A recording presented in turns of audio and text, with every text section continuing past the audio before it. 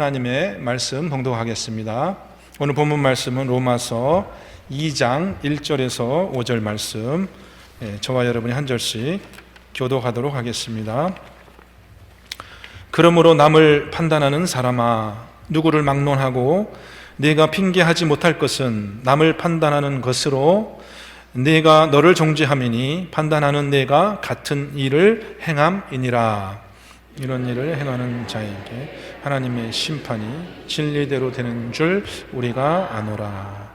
이런 일을 행하는 자를 판단하고도 같은 일을 행하는 사람아, 내가 하나님의 심판을 피할 줄로 생각하느냐? 혹 내가 하나님의 인자하심이 너를 인도하여 회개하게 하심을 알지 못하여 그의 인자하심과 용납하심과 길이 참으심이 풍성함을 멸시하느냐? 같이 읽습니다. 다만 네 고집과 회개하지 아니한 마음을 따라 진노의 날 곧 하나님의 의로우신 심판이 나타나는 그날에 임할 진노를 네게 쌓는도다. 아멘. 오늘 설교의 제목은 남을 판단하는 사람아 라는 제목입니다. 우리 하나님 말씀 들을 때에 십자가에 달리신 예수 그리스도, 예수님 앞에서 이 말씀을 듣고 또 하늘 높은 보좌에서 우리를 인자한 눈으로 이렇게 바라보시는 하나님, 그 하나님과 함께 이 말씀을 듣는 그런 은혜의 시간 되기를 바랍니다. 우리 1절 말씀 한번 다시 보면은요, 그러므로 남을 판단하는 사람아, 이렇게 이야기하고 있습니다. 이 남을 판단하는 사람, 지금 사도 바울이 마음속에 염두에 두고 있는 이 남을 판단하는 사람들은 유대인들입니다. 유대인들이요. 지난주에 우리가 이 세상에 있는 두 가지 죄에 대해서 많은 죄가 있겠지만 그 죄들을 크게 우리가 두 가지로 나누어서 생각해 봤습니다. 첫 번째는 우리가 이방인의 죄라고 얘기했습니다. 이방인의 죄는 불의로 진리를 억누르는 죄, 악을 선이라고 하고 선을 악하다 하고 하나님의 법을 부인하는, 자신들이 죄를 짓고도 나는 이것이 죄가 아니다라고 스스로 자기를 정당화하는 그런 죄, 그것이 바로 이 세상 사람들이 범하고 있는 이방인의 죄죠. 오늘 본문에서는 이 남을 판단하는 사람의 죄를 이야기하고 있는데요, 이게 두 번째 죄입니다. 이것은 뭐냐 하면은 유대인들의 죄입니다. 유대인들의 죄. 누구를 막론하고 내가 핑계하지 못할 것은. 여러분, 죄를 짓고 우리가 핑계를 많이 대는데요, 핑계 대도 소용이 없습니다. 죄는 죄예요. 아무리 핑계를 대도 죄가 아닌 것이 될 수가 없는 거죠. 그죠? 우리는 가능하면은 그 죄가 아닌 것이 되기를 원해서 자꾸 이렇게 핑계를 대려고 하는데, 사실 죄에 대한 올바른 해결책은 핑계가 아니고 죄를 인정하는 것이죠. 죄를 인정하지 않으면 죄에 대한 해결책은 우리에게 있지 않습니다. 핑계를 대봐야 소용없어요. 아무리 죄가 아니라고 주장해도 그렇다고 우리가 주장한다고 해서 죄가 없어져 버리는 것이 아닌 것이죠. 십자가 앞에서 예수님이 십자가에 달리셨는데, 십자가 앞에서 우리가 이 오늘 메시지를 듣기를 원해요. 죄가 아니라면 예수님이 왜 십자가에 달리셨을까요? 우리의 죄가 아니었다면, 우리의 죄가 핑계할 수 있는 것이었다면 굳이 예수님께서 왜 십자가에 죽으셨을까요? 죄에 대한 해결책은 죄를 인정하는 것으로부터 시작하는 거죠. 핑계댄다든지 부인한다고 해서 죄에 대한 해결책은 없어지지 않습니다. 누구를 막론하고 상관없어요. 여러분이 어떤 지위에 있든지 간에, 여러분이 얼마나 큰 지식이 있었고 과거에 얼마나 위대한 일을 했었고 여러분의 명성이 얼마나 많은 사람에게 알려졌고, 여러분이 왕이든지 종이든지 자유인이든지 남자든지 여자든지 3살 먹은 어린애든지 누구를 막론하고 죄는 죄라는 것이죠. 하나님의 법은 사람을 가리지 않고 신분과 나이를 가리지 않는다는 것입니다. 참 하나님의 법은 어떻게 보면은 융통성이 없고 무지막지한 그런 법이에요. 가리지 않으니까요, 누구를 막론하고 핑계할 수가 없어요. 죄는 죄인 것입니다, 여러분. 죄는 죄인 것이에요. 거짓말은 거짓말인 것이에요. 도둑질은 도둑질인 것이죠. 핑계할 수 없다. 누구를 막론하고 남을 판단하는 것으로 내가 너를 정죄함이니 판단하는 내가 같은 일을 행한다. 이것이 두 번째 유대인의 죄입니다. 자신들이 가지고 있는 그 법으로, 기준으로 다른 사람의 죄를 정죄하면서 막상 자기들도 같은 죄를 짓고 있다는 것입니다. 제가 어렸을 때 초등학교 3, 4학년, 제가 이렇게 견문이 넓지 못해서 저는 그냥 제 인생 이야기밖에는 할 얘기가 없어요. 여러분이 이제 설교 들으면서 제 과거에 대해서 너무 많이 알아가시는 것 같은데, 제가 다른 사람 이야기까지 할 정도는 안 되고, 뭐 세상에 많은 그런 학식이 견문이 있어서 이렇게 여러분에게 얘기해 드릴 수는 없고, 제 얘기를 할 수밖에 없는데요. 제가 제일 처음으로, 태어나서 제가 제일 처음으로 양심의 가책을 느끼면서 그렇게 죄를 범했던 때가 제 생각에는 아마 초등학교 4학년, 5학년. 분명히 그게 나쁜 일인 줄 알았거든요. 그전에도 물론 나도 모르는 사이에 무슨 죄를 지었겠지만은 이 죄는 굉장히 특별한 죄였기 때문에 지금까지도 50년 지난 지금까지도 제 머릿속에 기억나는데요. 제가 주일 아침에 교회를 가고 있었습니다. 근데 이제 어머님이 저에게 헌금하라고 10원을 주셨어요. 여러분 10원 아시죠? 10원. 근데 교회 가는 길에 이렇게 가게가 있었는데요. 그 골목길에 그 가게가 있었는데, 가게가 이제 이렇게 물론 건물도 있지만은 가게 앞에 이렇게 좌판을 놓고 거기 애들이 좋아할 만한 이제 사탕이나 과자나 이런 것 좀 올려놓고 파는 그런 가게 앞을 지나는데, 그날따라 유혹이 심했어요. 제가 좋아하는 그 군것질이 그때 뭐가 있었냐면, 여러분 메루꾸라는 걸 아십니까? 메루꾸? 메루꾸라는 게 뭔지 아시나요? 아세요? 모르세요? 알아요?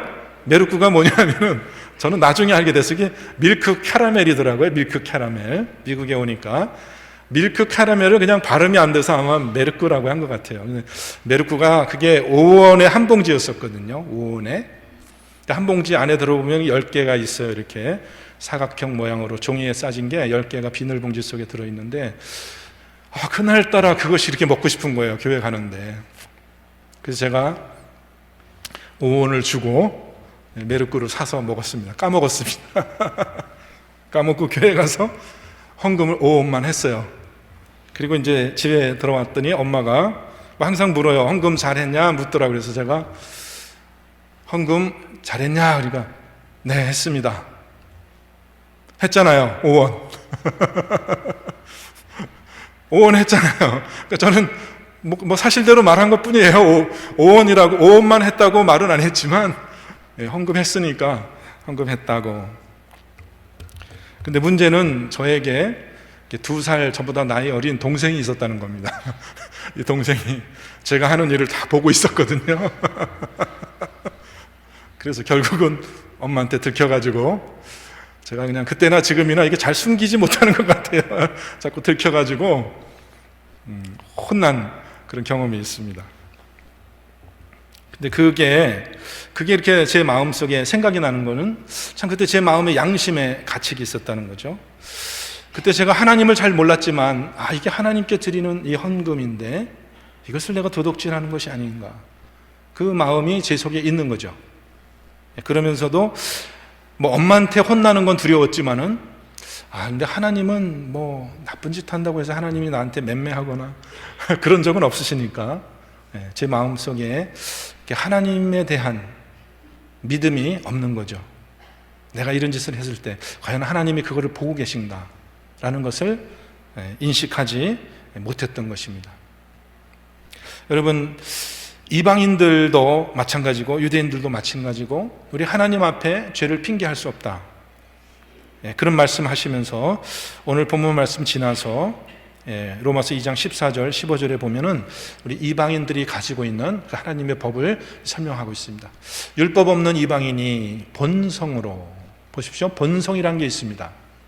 이 본성이라는 것은 우리 인간이라면 누구나 차별 없이 가지고 있는 자연법이라고, 우리 세상의 법학자들은 그것을 자연법이라고 얘기를 하는데, 그것은 뭐냐 하면은 창조 때에 하나님이 우리의 양심 속에, 우리 15절에 그 양심이란 말이 나오죠.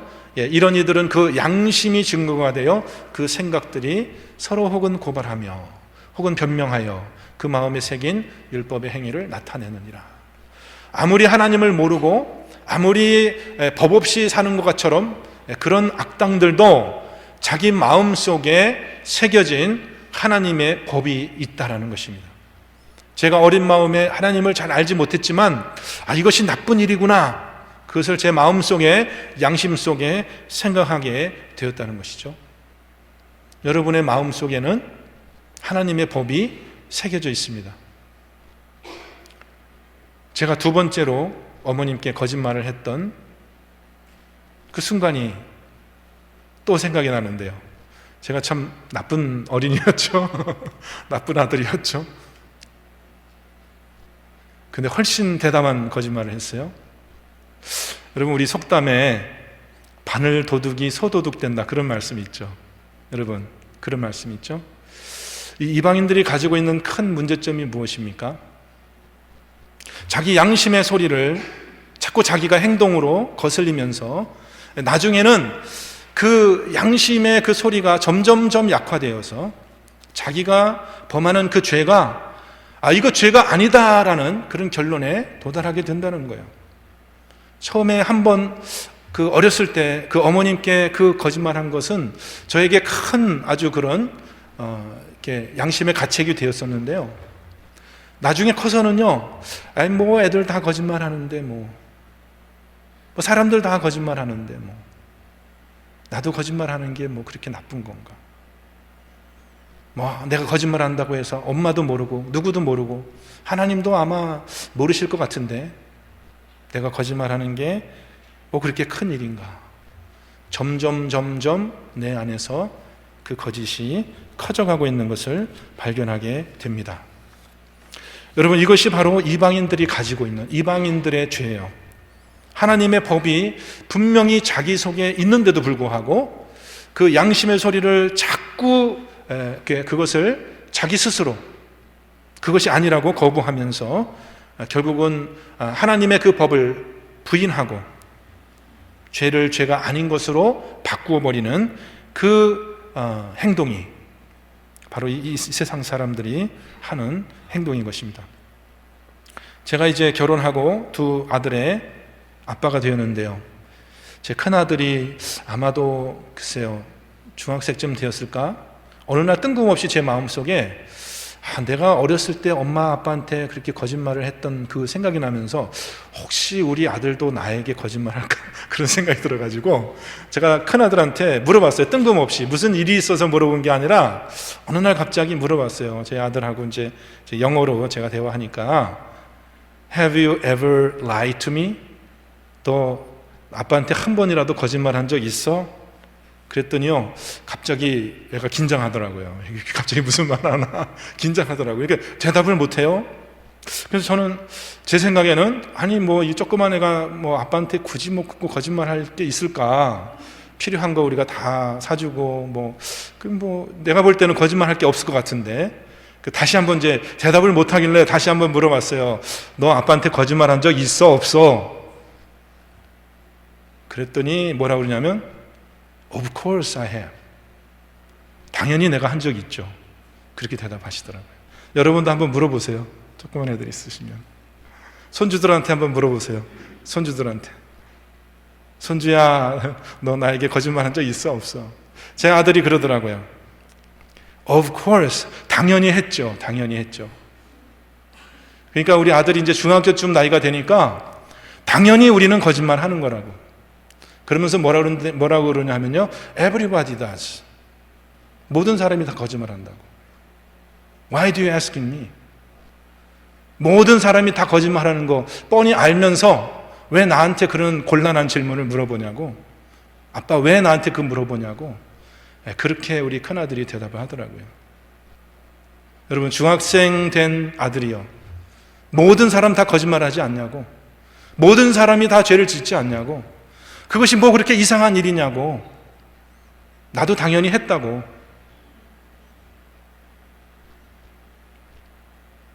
우리들은 다 같이 협력하여서 너도 죄를 짓고 나도 죄를 짓고 나도 너 죄를 묻지 않을 테니까 너도 내 죄를 묻지 마. 우리 다 똑같잖아. 제가 산호세 지역에 있는 한 교회에 청년부 수련회라는 거 있죠, 여러분. 청년들이 여름철에 이렇게 어디 가서 2박 3일 이렇게 머물면서 숙식을 같이 하면서 이제 하나님 말씀 드리는 수련회 제가 강사로 초청되어서 벌써 오래됐습니다. 한 10년 됐을까? 한 7, 8년 됐을까요? 근데 산호세에서 있는 지역에 한 교회에 제가 초청받아서 갔습니다. 근데 제가 이렇게 젊은 남녀, 미혼 남녀, 청년들이니까 제가 어떤 말씀을 전했는지 잘 생각은 안 나지만 어느 순간에 제가 이런 말을 했습니다. 청년들한테. 너희들 혼전 성관계를 너희들 어떻게 생각하느냐? 혼전에, 결혼하기 전에 남자 여자가 성관계를 하는 그것이 하나님 보시기에 죄가 아니냐? 그랬더니요, 청년들이 막 화를 내더라고요. 그게 무슨 죄냐고. 왜 우리에게 그런 얘기 하냐고. 이 세상에 그거 안 하는 사람이 어딨냐고. 목사님 말한 대로 따지면 우리 다 죄인이라는 거야. 왜 그거를 죄라고 얘기하느냐고 저한테 되려 따지더라고요. 여러분들은 그런 생각이 없으시겠지만은 지금 여러분 손녀, 손자한테 물어보세요. 그들은 절대로 그거 죄라고 생각 안 합니다. 여러분, 한국에서 간통죄가 폐지됐다는 거 아시죠? 그게 무슨 죄냐고. 이 사람도 하고 나도 하고 다 우리가 하는 건데 왜 그게 죄냐고. 그것이 바로 이 세상 사람들, 이방인들의 죄예요. 우리가 하는 일이 왜 악해, 왜 그것이 악한 것이냐고. 불의로 진리를 억누르는, 여러분 그 말의 표현 아시겠죠? 불의로 진리를 억누르는, 자기를 자꾸 세뇌시켜서 이건 죄가 아니야, 누구나 다 하는 일이야, 이것은 해도 되는 일이야 라고 자기 스스로 자기를 합리화하는 그런 이방인의 죄. 저와 여러분은 어떤가요? 이 이방인의 죄가 얼마나 이 세상에 지금 편만하게 퍼쳐 있는지요. 양심의 기능이 소실되어지고 죄를 죄로 인식하지 못하는 그런 사람들의 모습입니다. 사도 바울이 두 번째 유대인들의 죄를 이렇게 이야기합니다. 우리 1절 말씀 다시 한번 1절 말씀 보여주시면요. 그러므로 남을 판단하는 사람아, 누구를 막론하고 내가 핑계하지 못할 것은 남을 판단하는 것으로 내가 너를 정죄함이니. 유대인들의 죄입니다. 유대인들은 어떤 법으로 남을 판단할까요? 우리 2장 17절 18절 말씀입니다. 유대인들의 판단 기준을 이렇게 17절 18절에 표현하고 있습니다. 유대인이라 불리는 내가 율법을 의지하여 하나님을 자랑하고. 저들은 분명한 판단 기준이 있어요. 네, 그거 거짓말 죄, 혼전성관계도 죄, 동성연애도 죄, 간통도 죄. 저들은 분명한 하나님의 말씀의 기준을 가지고 올바르게 판단하고 하나님을 자랑하고 율법의 교훈을 알아 하나님의 뜻을 알고 지극히 선한 것을 분간합니다. 근데 문제는 저들은 무엇이 옳고 무엇이 그른 것에 대한 명확한 기준, 기록되어 있는 하나님의 말씀이 있는데도 불구하고 또 이것으로 판단하면서, 그러면서 그 자기들이 판단하는 그 죄를 남에게는 적용하는데 자기 자신에게는 그 죄를 적용하지 못하는 그런 죄를 짓고 있다는 거예요. 그 말씀으로 바쁘게 다른 사람을 죄인으로 만드는 것은 너무나 능숙하게 그 기준으로 모든 사람들을 다 정죄하면서 막상 같은 죄를 범하는 자신들의 모습을 보지 못하고 있다는 것입니다. 제가 숙제에도 여러분에게 그 질문을 드렸는데, 여러분이 여러 가지 이 세상의 죄 중에서 여러분 제일 미워하는 죄, 여러분이 제일 싫어하는, 특별히 나는 이거는 너무 싫어, 모든 죄가 다 싫지만은 나는 이 죄는 너무 끔찍해서 나는 이거는 싫어, 그런 죄가 여러분 뭐가 있나요? 여러분에게 참 이 죄는, 다른 죄는 몰라도 나는 이 죄는 정말 용납할 수 없어, 그런 죄가 여러분에게 뭐가 있나요? 살인죄가 있을까요? 간음죄가 있을까요? 거짓말하고 도둑질하는 죄가 있을까요? 뭐가 있을까요? 저에게 여러분이 물으신다면 저는 제가 가장 싫어하는 죄 중에 하나가 이 거짓말이에요. 거짓말. 저는 거짓말이 참 어떻게 보면은 도둑질보다 어쩌면 살인보다 더 나쁜 죄가 거짓말인 것 같아요. 제가 그렇게 생각하는 이유는 뭐냐 하면은 거짓말은 사람과 사람 사이의 관계를 파괴하더라고요. 거짓말을 하는 그것을 통해서는 아무것도 서로 신뢰할 수가 없고 아무것도 우리가 삶을 나눌 수 없는 그런 피폐한 사회가 되기 때문에 차라리 살인자는 정말 그 살인한 대가를 받고 용서를 받으면 되잖아요. 쉽게 처리할 수가 있잖아요. 근데 거짓말하는 자는, 거짓말의 죄는 거짓말 위에 또 다른 거짓말을 하고 그 위에 또 다른 거짓말을 하고, 그 거짓말의 죄가 저는 정말 이렇게 너무 싫더라고요. 만약에 우리 자녀들이 어떤 죄를 짓는다고 해도 제가 용서할 수 있겠는데 거짓말을 한 거에 대해서는 참 용납하기가 어렵더라고요. 여러분도 그런가요? 이 세상에 많은 죄가 있지만, 그래서 저는 이게 말이 간사하고 이렇게 막 속이고 그런 사람들을 참 저는 싫어하는 것 같아요. 솔직하게 좀 직선적으로 말하는 그런 것을 좋아하고, 저도 이렇게 잘 돌려서 말하지 못하는 편인데 목회하다 보니까 많이 말이 이렇게 굴러졌어요. 많이. 근데 여러분, 예수님이 이렇게 얘기하셨죠. 우리 믿는 사람들은 예는 예라고 하고 아니오는 아니오라고 하고, 우리는 그렇게 말을 해야 된다는 거예요. 그죠? 굳이 속이려는 의도가 없더라도 말을 정확하게 하지 않으면 오해가 될 그런 경향이 있잖아요. 그죠? 내가 굳이 속이려고 하지 않았는데 그냥 이거 뭐 상관없겠지 하고 해서 엉뚱하게 말했는데 그게 나중에 밝혀져 가지고 내가 뭐 이렇게 거짓말한 것처럼 그렇게 되는 경우도 있습니다.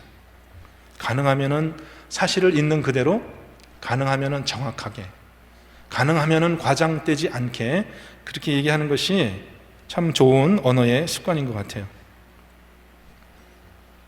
근데 저는 거짓말하는 게 그렇게 싫은데, 그래서 제가 저를 생각해 봤습니다. 그럼 나는 거짓말 안 하는 사람인가? 제가 설교를 준비하면서 내 안에는 거짓이란 게 없나? 내 말에는 거짓된 것이 없나? 생각하면 생각할수록 너무나 거짓된 게 많더라고요. 너무나 거짓된 게 많은 거예요. 바로 그 유대인의 죄죠. 남을 볼 때는 날카로운 눈으로 그 결점을 찾아보면서 자신은 보지 못하는 그런 문제들, 그런 유대인의 그 죄가 얼마나 우리 마음속에 깊이 파고들어 있는지 새삼 헤아리게 됩니다. 여러분, 우리는 주님의 십자가 앞에서 이 말씀을 듣고 있는 거예요. 또 하나님의 인자하신 눈길로 그 아래에서 우리는 이 말씀을 듣고 있는 것입니다. 얼마 전부터 저희 교회가 한 달 전부터 저희 교회 EM 사역자를 청빙하는 과정 중에 있습니다.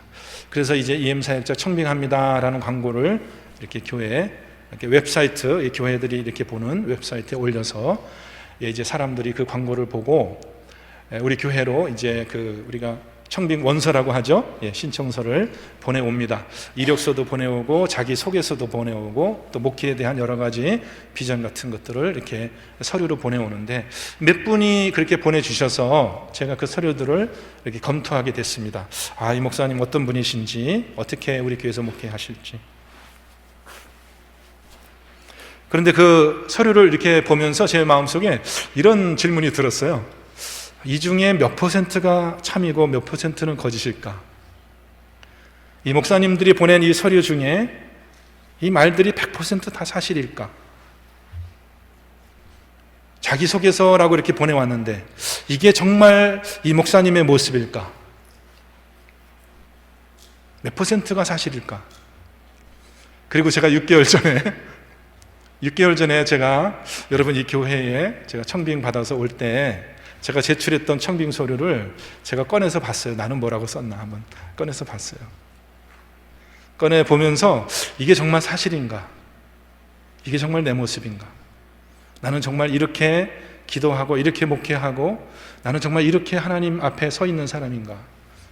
봤을 때 글쎄요, 제 냉정한 평가는 한 50%만 참인 것 같아요.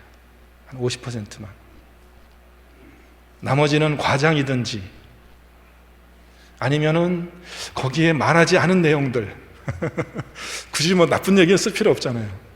나쁜 얘기들 그런 건 쓸 필요 없으니까. 참 성도님들이 알면은 참 곤란할 만한 그런 일들도 많이 있는데 그런 것들에 대해서는 언급하지 않고 그렇게 서류를 쓴다. 이렇게 우리 사회가 우리 사람들이 살아가는 모습이 참 그렇다는 것입니다. 여러분이 조금이라도 저를 좋게 생각하시고 그렇게 해서 여러분이 뭐 이렇게 저를 이렇게 청빙해 주셨는데 실수였다는 거죠. 저한테 속아서 저를 잘 몰라서 그렇게 하셨다는 거예요.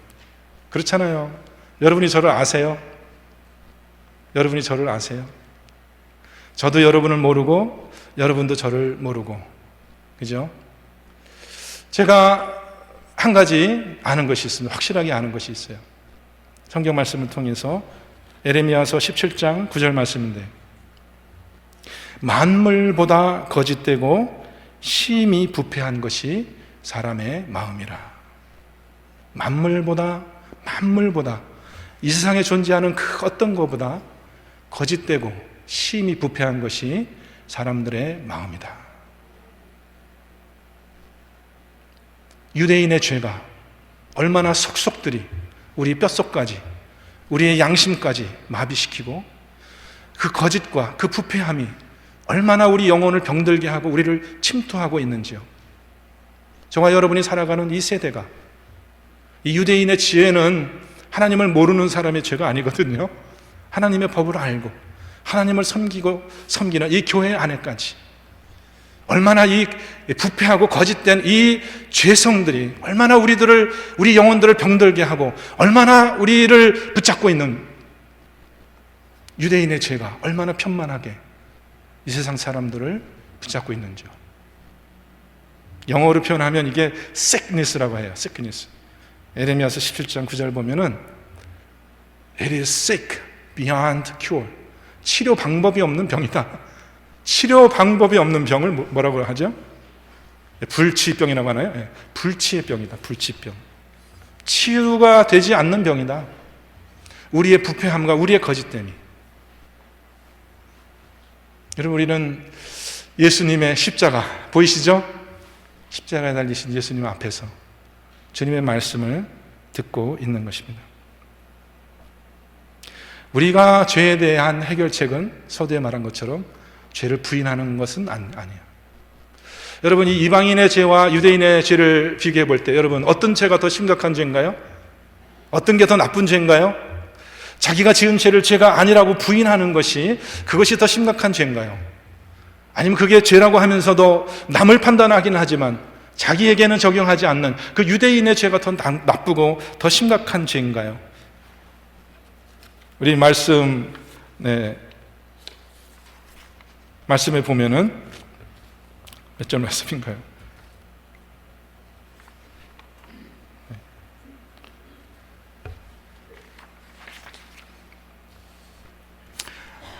유대인의 죄와 이방인의 죄가 다 똑같다는 거죠.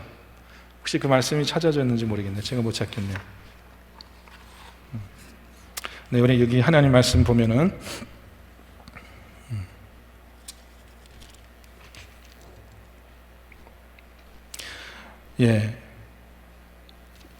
유대인의 죄, 헬라인의 죄가 차별이 있는 것이 아니라 그것이 다 하나님 앞에서는 같은 심판의 죄다라고 그렇게 오늘 말씀하고 있습니다.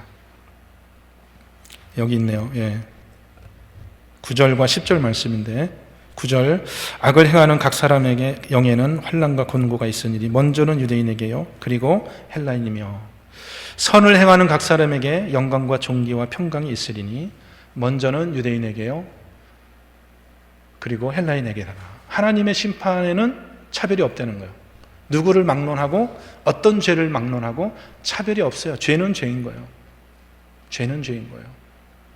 무슨 유대인의 죄가 따로 있고 헬라인의 죄가 따로 있는 것이 아니라 악을 행하는 사람에게는 하나님의 정의로운 심판이 반드시 임할 것이다.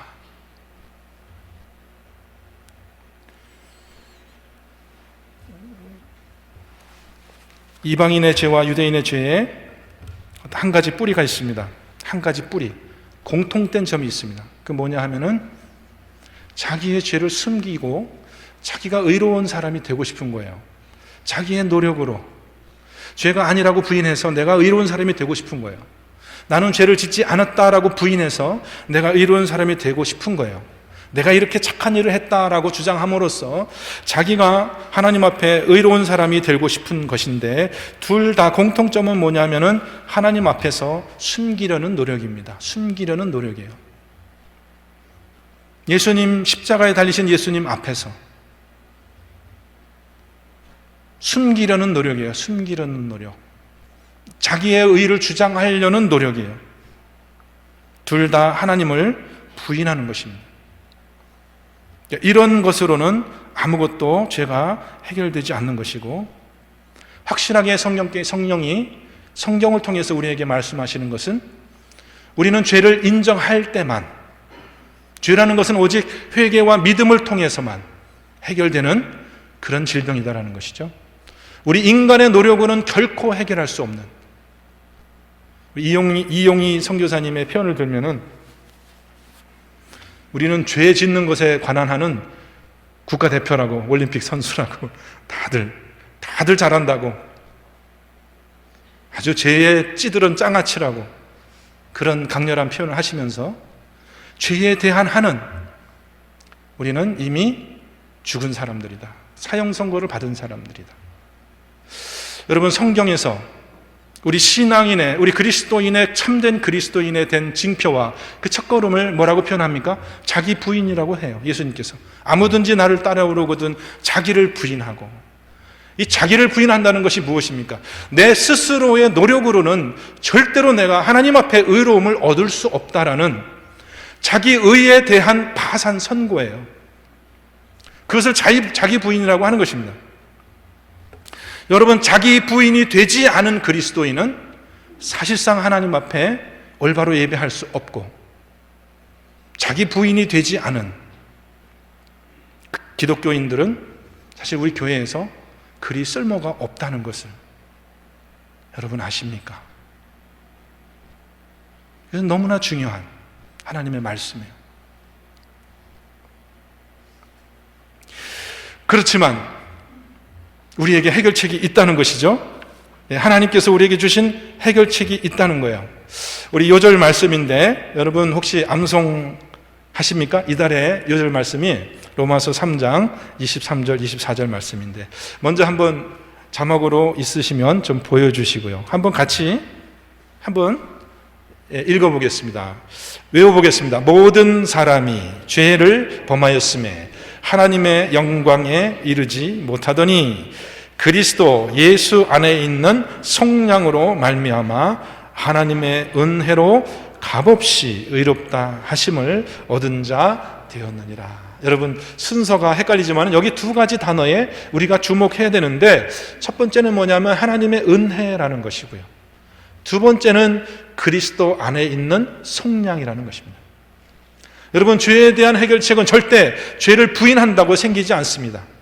우리가 아무리 노력을 해서 그 죄를 극복하려고 해도 그것은 이루어질 수 없는 꿈에 불과합니다. 우리의 죄에 대한 이 뿌리 깊은 이 질병에 대한 유일한 해결책은 오직 하나님의 은혜로부터 온다는 거예요. 예수 그리스도의 속량으로부터 온다는 것입니다. 그것은 값없이 우리에게 주어지는 하나님의 의라는 것이죠. 로마서 1장 17절 말씀, 복음에는 하나님의 의가 나타나서 믿음에서 믿음에 이르게 하나니 기록된 바 오직 의인은 믿음으로 말미암아 살리라 함과 같으니라. 여러분이 살아날 방법이 있는데 그것은 오직 하나님의 은혜와 예수 그리스도의 대속의 은총이라는 것입니다. 그것을 믿는 자는 너무나 편안한 거예요. 여러분, 너무나 편안한 거예요. 뭐 내가 주장할 게 없잖아요. 나는 이 율법에 대해서, 나는 이 죄에 대해서 나는 이미 죽었다라고 나를 부인했다는 거죠. 여러분, 죄를 이긴 사람은 죄를 부인한 사람이 아니라 죄를 시인하고 자기를 부인한 사람이에요. 그 사람이 죄를 이긴 사람이에요. 그래서 아십니까, 여러분? 그래서 우리에게 십자가가 있는 것이죠. 여러분, 우리가 십자가 앞에 섰을 때 아무리 내가 내 죄를 부인한다고 해서 부인될까요? 예수님이 죽으셨는데요, 그 붉은 피를 흘리셨는데요, 내 죄가 부인될까요? 절대 내 죄가 부인되지 않습니다. 내가 부인되어야 돼요. 내가 부인되어야 돼요. 내 죄가 시인되고 내 죄가 시인되어지고 내가 부인되어져야 돼요. 예수 그리스도께서 흘리신 그 피가 내 마음속에 정결함을 주도록 그렇게 우리가 믿음으로 주님 앞에 나아가야 되는 것이에요. 십자가 앞에 서신 여러분께 제가 여러분의 그 시선을 위에 계신 우리 자비하신 하나님께로 여러분의 시선을 좀 옮겨드리고 싶어요. 하나님이 십자가 앞에 서신 여러분들을 어떤 마음으로, 어떤 눈으로 바라보고 계실까요? 어떤 눈으로 바라보고 계실까요? 야, 이놈아, 너 왜 이렇게 나쁜 짓 했어? 너는 아무래도 안 되겠어? 그런 눈으로 우리를 바라보고 계실까요? 오늘 말씀이 우리에게 주시는 건 뭐예요? 하나님의 은혜로 말미암아 그 죄인을 인자한 눈으로 길이 용납하시고 참으시는 은혜롭고 자비하고 노하기를 더디하시고 인자와 진실이 풍부하신 그 하나님께서 십자가 앞에 서신 여러분들, 자기를 부인하고 주님 앞에 자기 죄를 인정하고 나오신 여러분들을 하나님은 인자하신 눈으로 다함이 없는 그런 사랑으로 여러분들 받아들이시고 용납해 주실 줄 믿어요. 그 하나님의 은혜, 예수 그리스도의 그 속량의 대속의 피가 여러분에게 생명을 주실 것이고 우리를 모든 죄에서 깨끗하게 하여 주실 줄 믿습니다. 형제를 비방할 이유가 없죠. 내가 더 나쁜 놈인데 누구를 비난합니까? 다 같이 저와 여러분이 하나님 앞에서 이 사랑과 이 용서를 누리고 그렇게 하나님의 은혜를 전파하는 우리 교회 모든 분들 되시기를 주님의 이름으로 축원드립니다.